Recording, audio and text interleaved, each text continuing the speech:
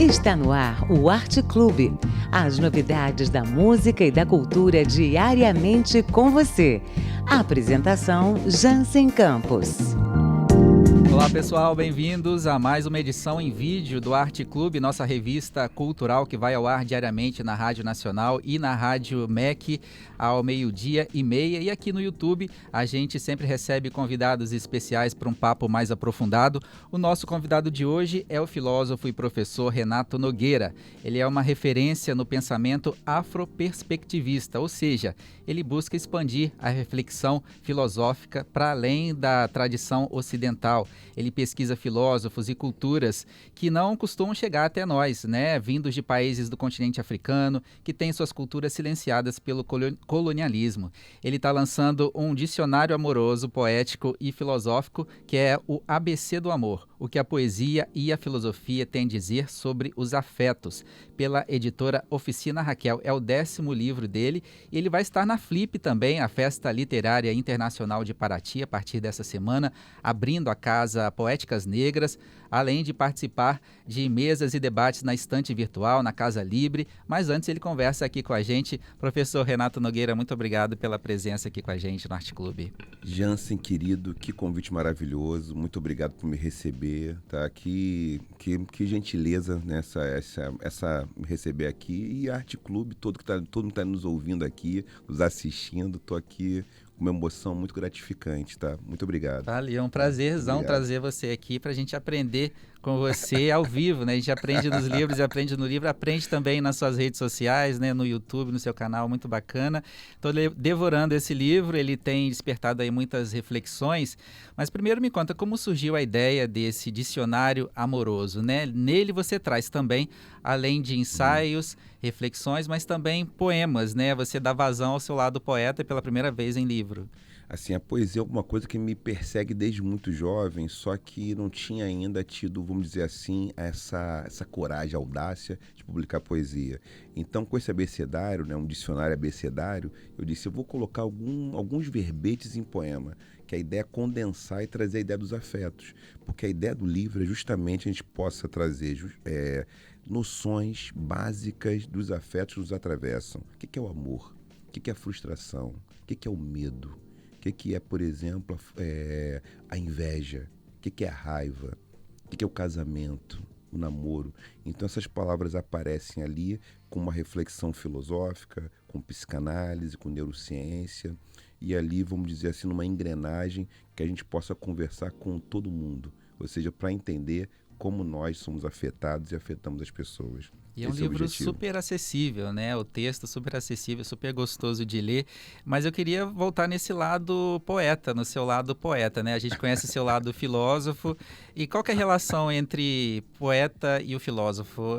O poeta é uma espécie de filósofo também? Como que é isso? Tem algumas teorias filosóficas que apontam que filosofia e poesia estão muito próximas, né? Elas são instâncias que se aproximam. Que de alguma forma a poesia, ela condensa e diz em pouco tempo, em poucas palavras, uma ideia que a filosofia argumenta e desenvolve. Então tem ali uma coisa de co-irmãs, de primas, entre o pensamento filosófico e o pensamento poético. Então, e muitas filósofas e filósofos, de alguma forma, poeticamente filosofam e às vezes, né, também fazem poesias que são filosóficas, em certa medida. Então, um pouco essa intenção de fazer essa aproximação e de relembrar o meu tempo de leitor de poesia, minha juventude inteira, o tempo da graduação na faculdade, né? Lendo os clássicos da poesia e tentando encontrar um ritmo, né? Porque para mim a poesia é a dificuldade de encontrar um ritmo, uma singularidade, uma forma de rimar ou sem rima, que a gente possa contar algo que faça muito sentido para quem lê e para quem escreve. Essa conexão emocional. Então, para mim, esse foi o desafio de botar poesia no papel. Que como eu consigo, com o meu coração, trazer uma batida que possa sincronizar o coração do leitor, que é um pouco que eu acredito. Que bacana. E a gente costuma formar um ideal amoroso baseado na cultura e na arte do Ocidente, né? Principalmente do Norte global, da literatura europeia, do cinema, né? Dos Estados Unidos, que vem pra gente. E a gente forma esse ideal, né? De amor romântico e tal. E nesse livro você traz outras perspectivas, né? Como você traz em todo o seu trabalho, toda a sua pesquisa, outros olhares para o amor. Eu queria saber um pouco quais correntes, quais filósofos, fontes de cultura que você traz nesse livro que a gente não está acostumado a ter tanto acesso. Tem uma autora que eu gosto muito, Jansen, que eu acho que assim, o público puder conhecer, que é Sobonfu Somé. É uma pensadora burkinense, né, do povo da Gara. Ela era uma pessoa incrível que ancestralizou agora, né, algum tempo atrás, não tem tanto tempo, 2017. E o que ela traz de incrível é justamente a partir da filosofia da Gara, ela fala da experiência amorosa, do encontro erótico, como uma experiência que faz com que as pessoas possam encontrar o seu próprio propósito. A relação com o outro, ela aumenta a nossa saúde. A relação com o outro, ela evita que a gente adoeça. A relação com outra pessoa faz com que eu possa encontrar minha própria voz interior. Então ela fala de uma conjugação que não tem relação com completar o outro, não tem a ver com fusão, não tem relação com uma outra metade, mas tem relação com uma pessoa que me acompanha pela experiência numa jornada que faça sentido para as duas pessoas, né? Ou para mais pessoas, se for o caso, uma relação policonjugal. Então ela abre um caminho muito interessante e está falando de uma cultura ancestral, né? De eventos, está falando de um conhecimento milenar. Então, Sobonfu Somé, eu acho uma referência boa para quem se interessa pela arte de amar. Você traz também referências de culturas ameríndias e de culturas indígenas. Você também traz de nações africanas, né, de povos africanos que foram até silenciados por invasões. E você estava me contando de uma cultura africana onde os casamentos acontecem independente do gênero dos pares. Então, essa noção cis-heteronormativa, que é uma forma de opressão, né, que as pessoas precisam e devem amar conforme bate seu coração, sua singularidade, ela não é universal. Nem todas as culturas operam através de uma perspectiva cis-heteronormativa. A gente vê, por exemplo, o povo da Gara, onde as pessoas casam com o que elas amam. Então a gente vai encontrar homens casados com mulheres, mulheres casadas com homens ou mulheres que casam com mulheres. E rituais onde os homens que casam com mulheres precisam aprender a lidar com aquilo que é da ordem do feminino, né? E as pessoas não precisam casar com sexo oposto, com gênero oposto. Elas vão casar com o que elas amam e não necessariamente vão casar com uma só pessoa. Pode ter uma relação que seja policonjugal. Você pode ter que trazer mais energia feminina, entre aspas, para um relacionamento e ter mais uma mulher naquela composição. Então isso vai variar bastante. As composições são singulares. Isso é muito importante. Porque senão você fica muito preso a uma forma de viver que não expressa aquilo que você sente. Isso traz sofrimento. E quando uma pessoa sofre uma comunidade, esse sofrimento ele tende a escalar para toda a comunidade. Por isso que é importante que as pessoas estejam bem. A saúde de uma pessoa é importante para a saúde de toda a comunidade. Toda a sociedade, né? Toda, a gente vê uma toda. sociedade adoecida, controlada, né? No livro você diz, a colonização foi muito violenta diante das formas de relacionamento dos povos originários. Justamente é isso Sim. que você está falando, né?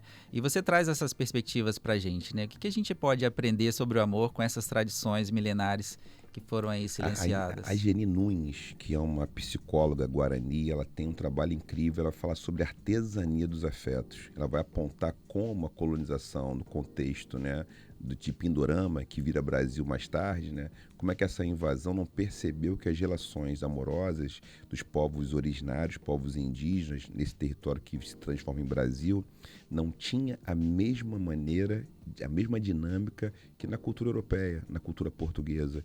Isso assustou e os relatos mostram isso. Como as pessoas tinham um grau de flexibilidade ou possibilidade de compor através de alguma coisa que não era ordem. Inclusive o que aparece, né, com os relatos dos portugueses é que eles viam muito nomadismo. Não era um caráter sedentário a relação. As pessoas mudavam, as pessoas se reaproximavam, As pessoas podem ter outras parceiras e parceiros ao longo da vida, não ter uma parceria somente. Isso é relatado. E a Geni Nunes, que é uma psicóloga muito interessante com essa pesquisa, vai apontando para isso, né? E como a colonização, ela vai fraturando, ela vai contaminando essa potência, que é que a vida vibre na sua própria dinâmica, e não a partir de uma norma exterior à própria vida. Então isso é um ensinamento muito belo, porque faz com que uma pessoa não fique obrigada, por conta de uma letra da lei ou de um documento, a coabitar, a viver com alguém que ela não tem mais interesse em viver. Isso traz sofrimento, uma obrigação moral, que é o moralismo. Então, romper com o moralismo, que é uma forma de fazer com que a moral esteja acima da vida, porque costumes morais são normais, natural os costumes, e tem a ética. O problema é quando o moralismo impera, ou seja, aquilo que é da ordem moral, ele se torna mais poderoso e mais importante do que o que as pessoas sentem. Isso é muito violento. Essa é a violência. É quando o amor e as relações são instrumentalizados, né, pelas estruturas de poder. Sim, né? Seria isso. Sim. As relações são usadas como um mecanismo de controle mesmo. Sim, perfeito. E quando isso acontece, o poder ele apaga a potência própria da vida. E aí as relações de poder ficam mais importantes do que aquilo que é próprio dos encontros. E aí, pensando com Spinoza, né, que aumentam a nossa potência de existir. O papel de amar, uma possibilidade do amor, é aumentar a nossa potência. Não é fazer com que a gente perca o vício da vida, mas pelo contrário. E se o poder, ele impera, o poder ele faz o quê? Ele despersonaliza, ele descaracteriza o excesso de poder. E ele não escuta. Esse é um problema. Porque num relacionamento tem que escutar o que o outro deseja, o que o outro sente, né? E dizer o que eu sinto. E apontar os caminhos possíveis diante da realidade dos sentimentos.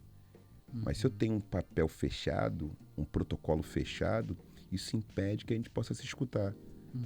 Tá bom agora, não tá tão bom, prefiro de outra maneira, vamos conversar sobre isso. Vamos refazer nosso roteiro.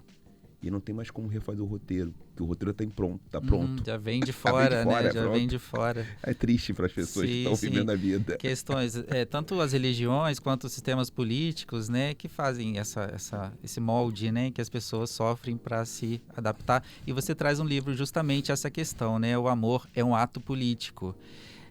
Eu faço imediatamente uma associação com as relações homoafetivas, né, que na nossa sociedade precisam ainda de leis para serem garantidas, e essas leis estão aí ainda sempre sendo questionadas, né, mesmo que sejam garantidas em alguns lugares, sempre estão sendo questionadas, né? Então é mais uma forma de controle das relações, né, por meio do sistema. Em relação ao desejo, em relação à diversidade do próprio desejo, a forma das composições, né, de agenciamento da vida, isso é muito violento. Então, a cis-heteronormatividade, quando ela está expressa ali, e esse padrão que é heteronormativo, que tem a ver com o jogo binário, que tem a ver com o patriarcado, né? Porque o patriarcado é um sistema de poder, assim como o machismo é uma tecnologia de poder. A misoginia é uma prática discursiva que faz com que os papéis fiquem fechados. Então só pode ter duas formas, dois gêneros e duas maneiras de lidar com o próprio desejo, onde alguém submete e o outro é submetido. Então é importante que a população LGBTQIA+, além de não operar dentro dessa maneira, né, ela possa também, de alguma forma, as relações heteroafetivas também, não tenham que operar de modo heteronormativo. Porque o modo heteronormativo faz com que seja a voz de comando masculina e a voz de obediência feminina. O papel da mulher seria a submissão. Esse é um problema. Nas próprias relações heteroafetivas, que tem conflitos de gênero numa sociedade como a nossa. Então é necessário não reproduzir isso nas relações, porque uma relação íntima, ela não pode ser marcada pela opressão. E essa é uma dificuldade. Então é necessário libertar, descolonizar o desejo, né, em todos os relacionamentos. Interessante. E você costuma celebrar uniões amorosas, né? E além de refletir sobre elas, estudar, você empiricamente trabalha com isso, né? Como que tem sido essa experiência em relação à sua pesquisa, ao seu trabalho filosófico? É uma experiência muito gratificante, muito enriquecedora, porque, né, eu comecei a celebrar casamentos após de um convite de uma ex-aluna, que é minha amiga, que é Catiúcia Ribeiro, e aí ela falou, tem um casal de amigos que quer um celebrante, fiz um curso, né, fiz um curso para me tornar um celebrante certificado, fiz um curso, né, me formei, fiz um curso, e passei a fazer celebrações, né, e como eu aprendo, eu escuto os casais, eu tento ouvir as suas histórias, como eles se conheceram, o que eles têm em comum, quais são os seus caminhos, seus traçados. Não é uma norma muito fechada, mas vou escutando. Então faço 2 entrevistas, escuto, anoto, passo um pequeno questionário e vou aprendendo com eles para fazer alguma coisa que seja singular, que tenha, vamos dizer assim, as feições daquele relacionamento.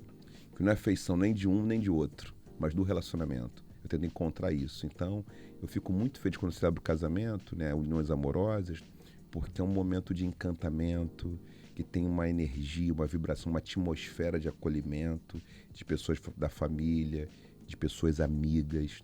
Então, e esse casal está ali celebrando algo.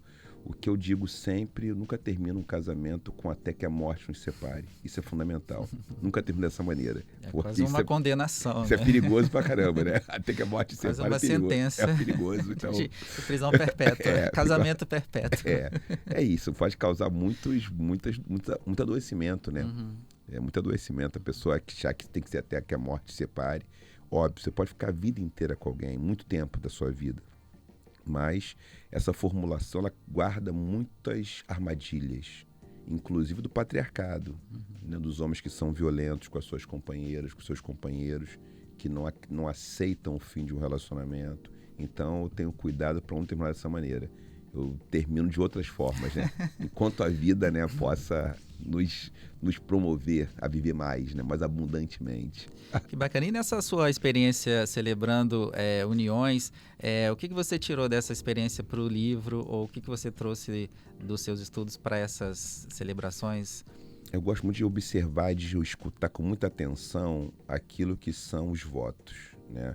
Que os votos são propostas, né? A ideia de votar, de fazer voto, é fazer uma proposta, uma proposição para um caminho. Então, acho que essa escuta mais atenta de como noivos trazem, né, os seus votos, ela me ensina muita coisa. Me ensina as canções prediletas, me ensina uma cena de filme que marque os dois, me ensina, às vezes, uma tarde de domingo que fez com que eles decidissem dar vazão à paixão. Então, são pequenas cenas que vão ali montando quebra-cabeça. Isso acabou entrando de alguma forma no livro, né, como, vamos dizer assim, uma atmosfera de mobilização do meu desejo de ver pessoas que se casem e fiquem bem nesse casamento, sejam felizes nessa trajetória. Então, eu fico muito feliz de poder celebrar por isso, né? Isso reverberou no livro também. Que legal. A gente está falando de casamento, mas é muito interessante também que você traz no livro o conceito de agamia. É o afeto que não está ligado a formar um casal ou um trisal ou o que seja.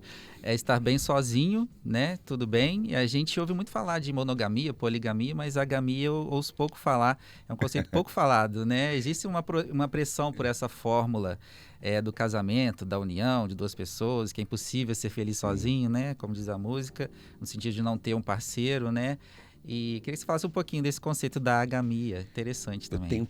Eu tenho boas amizades, né? Eu tenho algumas amizades de longa data, né? Amizades desde que eu tinha 10 anos de idade. E entre minhas amigas, amigos, pessoas queridas, né? Eu tenho pessoas que são agâmicas. Então, um amigo é o Reinaldo, um amigo que é agâmico.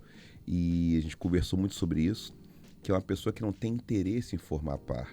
Não que não possa estar num relacionamento, mas não se entende como sendo parte de um casal. E é uma forma de lidar com o desejo, com a experiência, com a vida amorosa, que é pouco falada. E muitas pessoas se sentiam culpadas por não estar no relacionamento. É muito importante, né? Eu tenho tentado reiterar isso. Não existe, Jansen, quem está aqui nos assistindo, nos ouvindo, uma única forma de se relacionar. É importante que as pessoas encontrem a melhor dinâmica para si e para as pessoas que estão com elas, para a pessoa estar com ela. Então, Pessoas que são agâmicas, elas podem estar no relacionamento, mas não têm interesse em formar um par, porque a solitude funciona bem com elas. Querem preservar o seu espaço. Estão satisfeitas com estar em solitude. Porém, podem sim ter 1 ou 2 relacionamentos, ou um só, não há problema, afetivo sexual, mas que não se caracteriza por essa formatação de ser um par, esposa, esposo, namorada, namorade, não quer isso, né? E alguém que não precisa ter essa nomenclatura, então vivem numa anarquia relacional. Mais frequentemente, não é uma regra, mas pessoas agâmicas podem estar em anarquia relacional, né? Que é uma forma que difere da não monogamia, da monogamia, do poliamor, que podem às vezes estar entremeadas, e eu coloco isso no livro. Por quê? Para que as pessoas encontrem e descubram qual é o formato que te deixa bem, né? Não precisa ficar no formato que você viu no cinema, você não se encaixou e está infeliz, não. Tem outros formatos. Encontre o seu. Que bacana. Você também reflete no livro sobre os aplicativos de relacionamentos, né? Que é algo que faz parte da vida de muitas gerações aí. Como que tem sido o impacto desses aplicativos da entrada da tecnologia, né, nos relacionamentos? Você acha que eles têm ajudado mais ou têm prejudicado mais?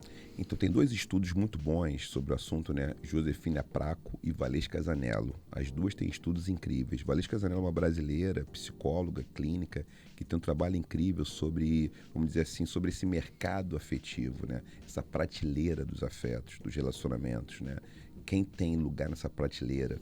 Josefina Praco, ela faz uma análise com muita intensidade a respeito como as maneiras de opressão, como o racismo, como o patriarcado, como a homofobia, lesbofobia, como essas maneiras, como o capacitismo, como isso tudo interfere na escolha de uma parceira, de uma parceria.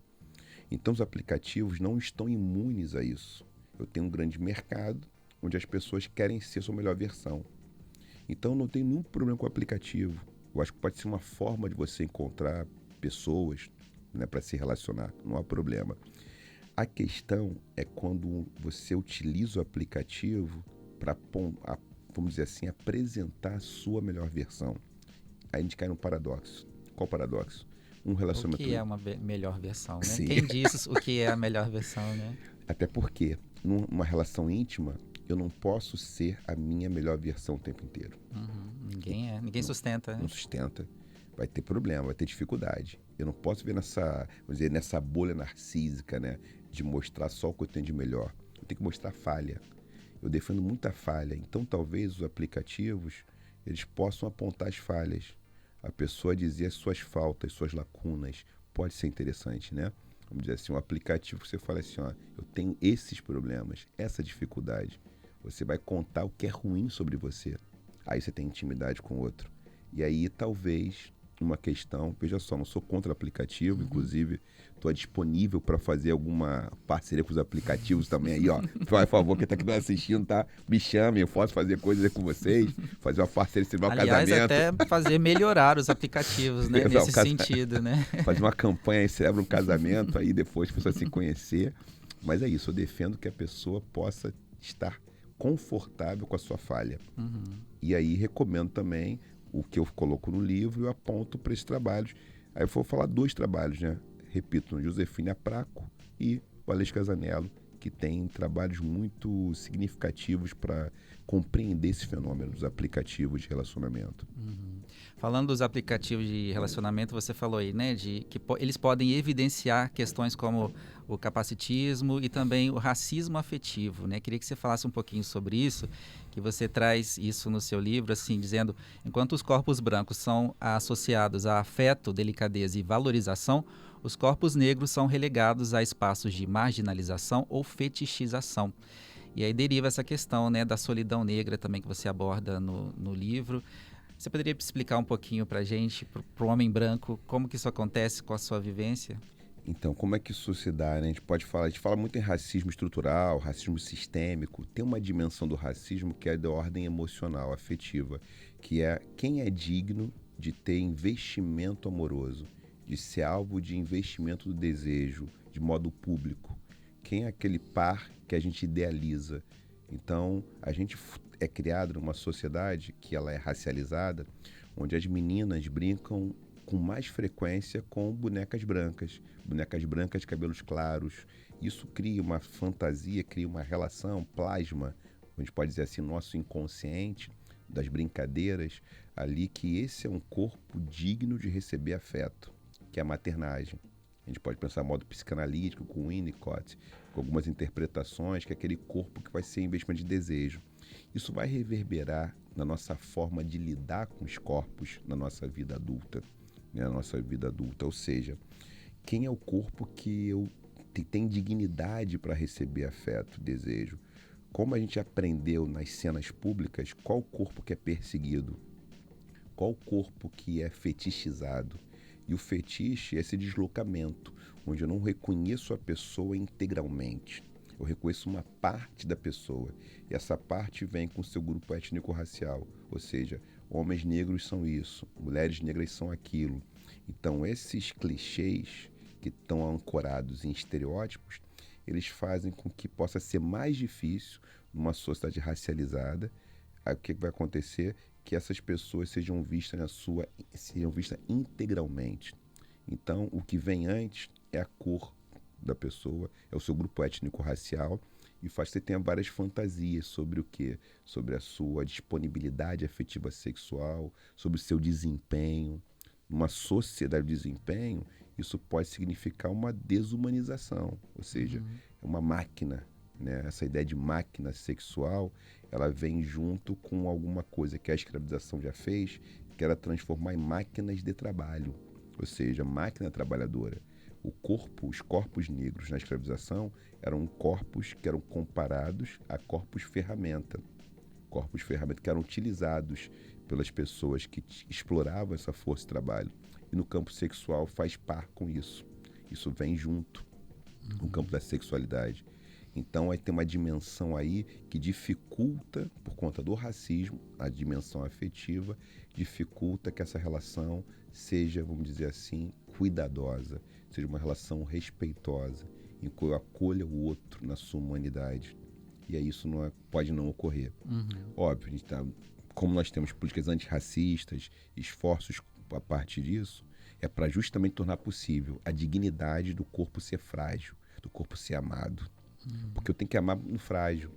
E se eu vejo esse corpo como forte, e um corpo que é perigoso é forte, ou um corpo que ele é desejável pelo aquilo que ele inspira de obscuro no desejo, da fantasia, do fetiche, eu retiro desse lugar a possibilidade do acalanto, da calmaria, do desassossego, né?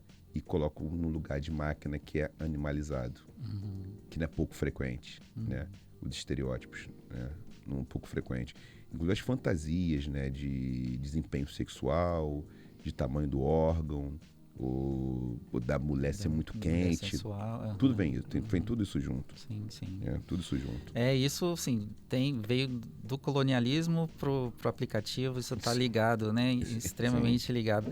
Professor, a gente está terminando o nosso tempo, eu queria agradecer muito a sua presença aqui com a gente.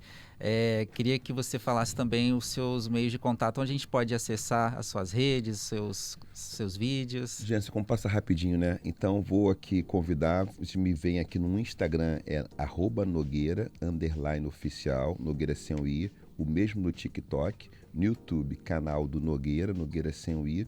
E para quem tiver interesse em conversar, precisar de algo ao meu alcance, o meu e-mail é contatonogueira@gmail.com. Eu vou ficar feliz em celebrar o seu casamento, tá? Faço aqui a minha propaganda aqui, quem precisar. E eu faço uma conversa com o casal antes para entender as compatibilidades, para conversar um pouquinho sobre isso. E a gente já encontra o livro já nas livrarias. Tá na livraria do Amor. Isso, tá nas livrarias, meu mais recente lançamento, né? Lancei no dia do meu aniversário, em 18 de julho, 18 anos como escritor. O 10º livro. 10º livro, 18 de julho, às 18 horas, o 10º livro lançado, ABC do Amor, que é um abecedário. Então, convido vocês à leitura e comentem. Podem mandar mensagem para mim. @Nogueira, a gente te acha lá no Instagram.